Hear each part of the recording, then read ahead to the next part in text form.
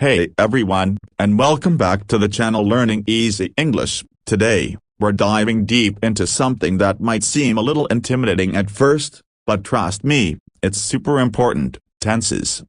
You know, those little changes in verbs that tell us when something happened? Whether you're trying to ace your English class, write a killer story, or just sound more confident in everyday conversation, understanding tenses is key. So, grab a notebook, maybe a cup of coffee, and let's break down the past, present, and future together. We'll make it simple, fun, and by the end of this video, you'll be a tense master. Let's get started.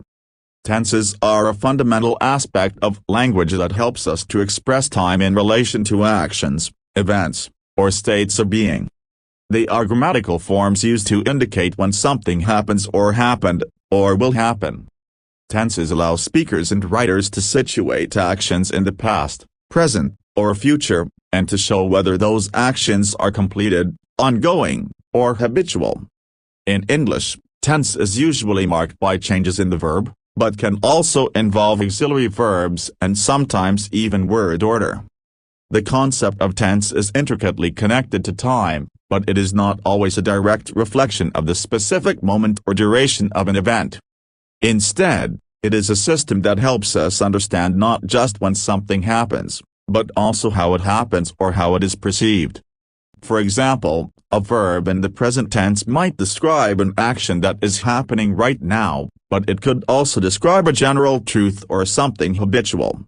In the past tense, a verb might indicate that an action has already occurred, while the future tense shows that something is expected to happen.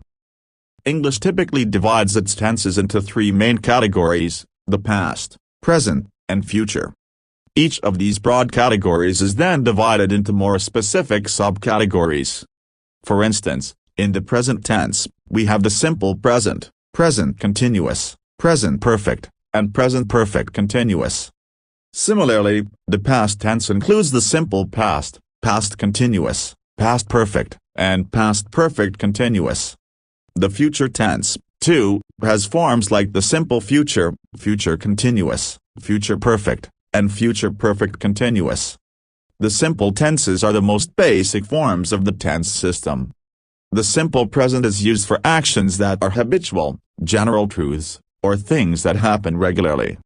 The simple past is used to describe actions or events that have been completed in the past, with no connection to the present. The simple future, conversely, is used to talk about actions or events that will happen at a later time. The continuous, or progressive, tenses describe actions that are ongoing or in progress.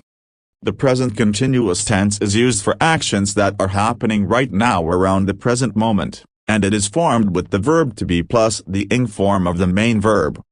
The past continuous tense, on the other hand, describes actions that were in progress at some point in the past, often in relation to another event.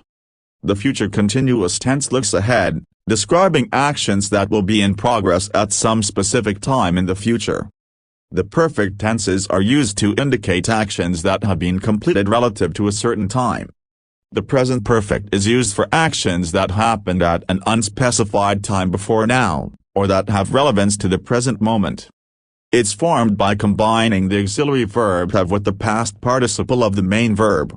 The past perfect tense describes actions that were completed before another action or event in the past. For example, she had finished the work when I arrived. The future perfect tense describes actions that will be completed before a specific future time, such as, by next year, I will have graduated.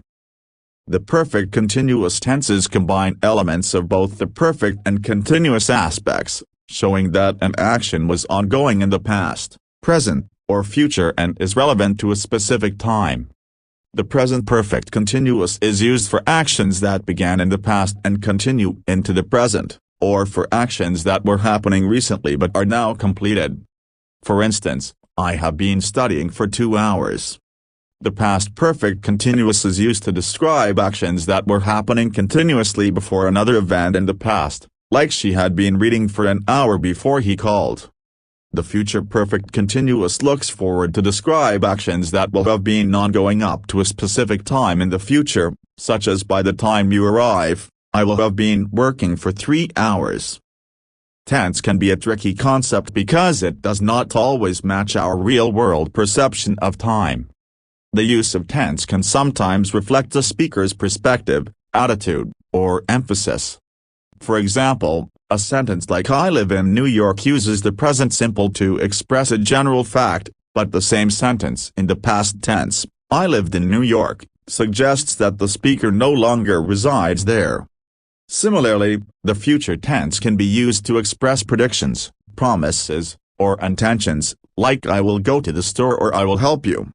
In addition to the basic tenses, English also relies on aspect, mood, and voice to further refine the meaning of sentences. The aspect refers to whether an action is completed or ongoing, while the mood shows the attitude of the speaker towards the action, such as indicative, imperative, or subjunctive moods. The voice, on the other hand, indicates whether the subject of the sentence is the one performing the action, active voice, or receiving the action, passive voice. Together, these features work with tense to form a complete picture of the action being described. Overall, tenses play a vital role in communicating the timing and nature of actions or events in language. By mastering the different tense forms and their uses, speakers and writers are able to express themselves clearly and precisely, offering listeners and readers insight into when something is happening, has happened, or will happen. This allows for effective communication in both written and spoken language, facilitating a deeper understanding of the events and actions being discussed. Without tenses, the sense of time in language would be much less defined, and much of the meaning we convey would be lost or unclear. And there you have it. We've covered the basics of tenses, from simple to perfect continuous. I hope this video helped clear up any confusion and gave you a better understanding of how to use tenses correctly. Remember, practice makes perfect, so try using these tenses in your daily conversations and writing. If you found this video helpful, please give it a thumbs up and subscribe for more grammar tips and tricks. Also, let me know in the comments below which tense you find the most challenging, or if you have any questions.